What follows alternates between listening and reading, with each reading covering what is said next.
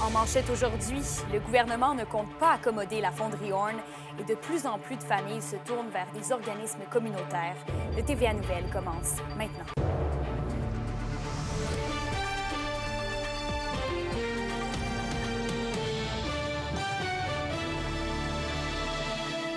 Bonjour tout le monde, bienvenue au TVA Nouvelles.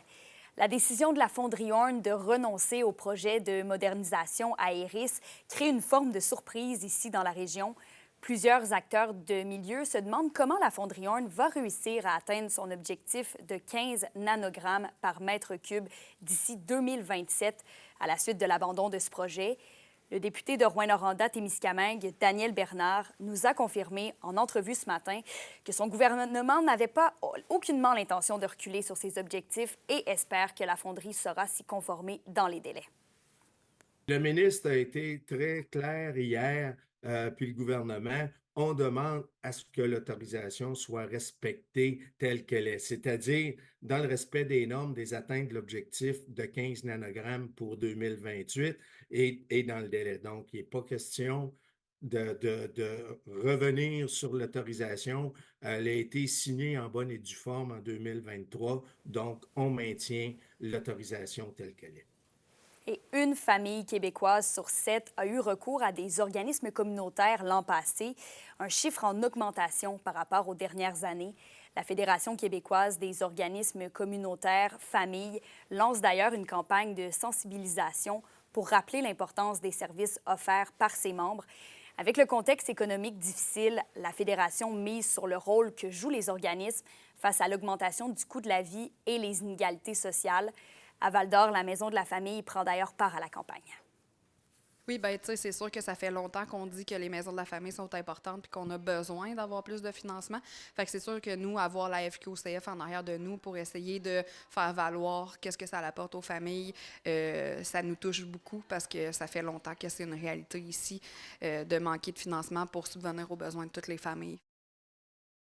La question du jour TVA, une présentation de Mobilier Bélan qui vous offre depuis plus de 50 ans un service de qualité et un grand choix de matelas, mobilier, électro au prix compétitif que vous recherchez.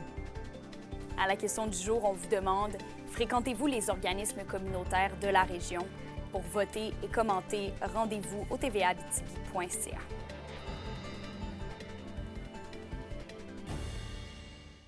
Francis Jalbert, un homme de 40 ans de la Sarre, a été arrêté hier matin pour possession de pornographie juvénile. La Sûreté du Québec a réalisé une perquisition au domicile du suspect sur la rue Langlois. Du matériel informatique a été saisi pour analyse. Francis Jalbert a été rencontré par les enquêteurs et a comparu par voie téléphonique hier en fin de journée.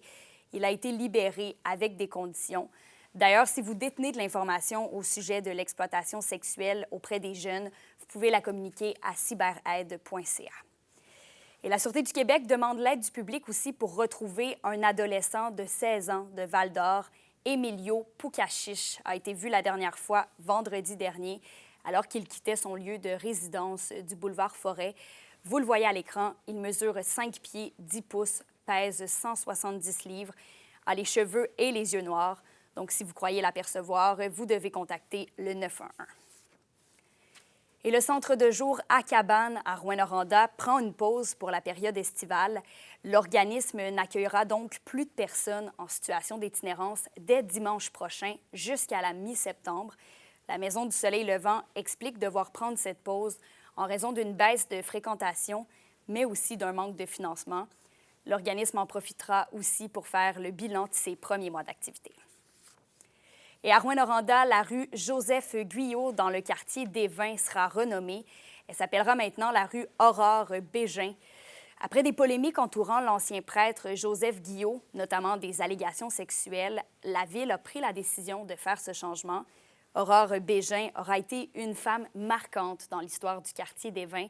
Elle a été la première garde-malade et aurait mis au monde au moins 500 enfants. Pour les prochaines étapes du changement de nom, la commission de toponymie devra confirmer le choix et les citoyens de ce secteur seront aussi informés avant de faire leur changement d'adresse. 12 millions de dollars, c'est ce que réclament les transporteurs scolaires au ministère de l'Éducation. C'est pour mieux les aider à supporter le virage électrique des autobus imposé par le gouvernement du Québec. La Fédération des transporteurs par autobus dénonce que les règles budgétaires ont changé dernièrement, ce qui fait en sorte que certains roulent à perte. Le montant réclamé a été calculé selon la réduction de la mesure de soutien à l'électrification du transport scolaire. Et en parlant de transport, un autobus scolaire a fait un accident hier à Val-d'Or sur la 3e avenue. Il a percuté un lampadaire.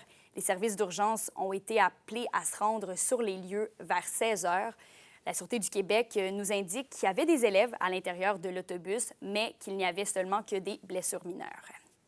À Rouyn-Noranda maintenant, est-ce que le projet minier Horn 5 à proximité de la fonderie Horn pourra voir le jour? Rien n'est moins certain, alors que Ressources Falco ne sait toujours pas s'il a le feu vert ou non du gouvernement provincial. Une situation qui met l'entreprise dans l'incertitude, comme nous le rapporte Alexis Dumont. Une étude d'impact et de nombreuses étapes de consultation plus tard, dont une audience du BAP, aucune décision n'est encore prise par le ministre de l'Environnement sur le projet minier Horn 5. Le tout est vivement critiqué par le président et chef de la direction de Ressources Falco, Luc Lessard. Le ministère de l'Environnement tarde à prendre sa décision. On se rappellera que Falco a remis son étude d'impact en 2018, qu'on a obtenu la recevabilité du projet, qu'on a passé à travers tout le processus d'audience publique du BAP. Dans les dernières semaines, plusieurs employés ont quitté le navire en raison de la forte instabilité. M. Lessard souligne que les gens veulent des réponses. Il y a des employés qui ont quitté Falco dans les dernières semaines, dans les derniers mois, suite à l'incertitude. C'est très difficile pour nous de maintenir ces employés-là dans le contexte actuel. Les gens veulent avoir plus de certitude sur l'avenir.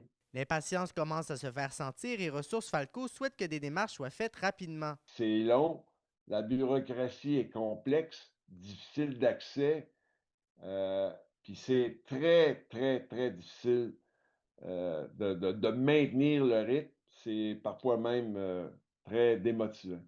Fait que j'espère que les choses vont changer au cours des prochaines semaines. L'entreprise continue d'être en contact avec les différents ministères dans le dossier et espère pouvoir avoir des réponses d'ici la période estivale. Alexis Dumont, RNC Nouvelles. Et les citoyens du village d'Anglier, au Témiscamingue, perdront leur seule épicerie. Après 63 ans d'activité, le marché Bernèche fermera ses portes à la fin de l'été. William Maillet a rencontré la propriétaire.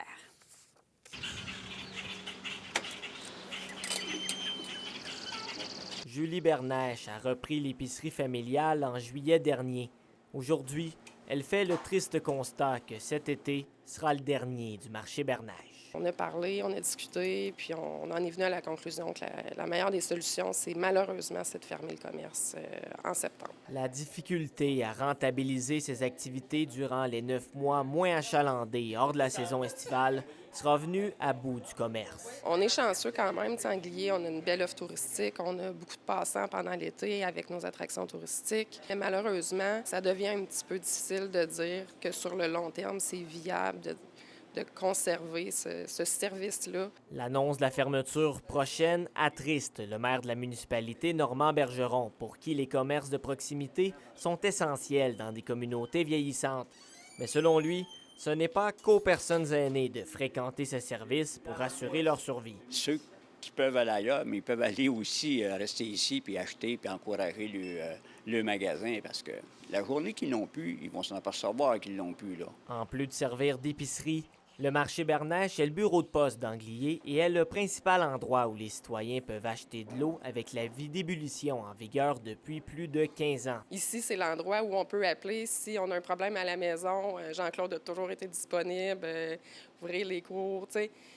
Il y avait vraiment une notion de communauté rattachée au commerce. C'est sûr que l'épicerie fermée, ils ne peuvent plus venir chez l'eau ici. Là. Ça va être ailleurs, ça va être vraiment pas évident. Là. Avec les coûts d'exploitation qui ne font que grimper, Julie Bernèche rappelle l'importance de soutenir les commerces de proximité. Le bill d'hydro 2 mois, là, le 2300, 2500 piastres aux 2 mois, là, lui, là, il fait mal. Là. Fait que si on ne va pas acheter, bien, on perd ces services-là. Le marché Bernèche débute la liquidation de ses stocks dès mardi et la fermeture définitive de l'épicerie est prévue pour le 30 août. William Maillé, RNC Nouvelles, Anglier. Et au culturel, le Festival de musique émergente a dévoilé une partie de sa programmation ce matin. Claude Pelgag, Ariane Roy, Jay Scott, Les Trois Accords et plusieurs autres fouleront la scène extérieure du festival. Pour sa 23e édition, l'événement unique en plein cœur de Rouyn-Noranda vous réserve le meilleur de la musique émergente. Du 28 au 31 août prochain, le FME vous attend. Et cette année, il propose 3 types de passeports. Vous pouvez aller les consulter sur leur site et ils sont en vente dès maintenant. Et le capitaine des forestiers d'Amos, Jérémy Jarret, est le récipiendaire pour la 18e édition du programme de bourse des Canadiens de Montréal via la Fondation Aléo. Il a donc reçu une bourse de 2 000 $ lundi pendant une cérémonie au Centre Bell de Montréal. Au total, 75 000 $ en bourse et services ont été remis à 32 étudiants athlètes, dont 15 dans la Ligue M18-3. À la météo, aujourd'hui, on s'en sort pas. C'est majoritairement des averses avec un risque d'orage maximum de 17 degrés Celsius. Et au Témiscamingue, c'est des nuages. Quelques averses qui devraient débuter cet après-midi, avec un risque d'orage aussi, maximum de 18 degrés. Les averses devraient cesser vers minuit. Ce sera nuageux par la suite. Minimum de 8 plus au nord et de 9 plus au sud. En terminant, c'est la Semaine nationale de sensibilisation à la sécurité des travailleurs routiers. Donc, près des zones de construction, restez toujours attentifs et surtout ralentissez. Je vous souhaite une belle journée. C'est mon collègue Anthony Dallaire qui sera avec vous ce soir et nous, on se retrouve demain.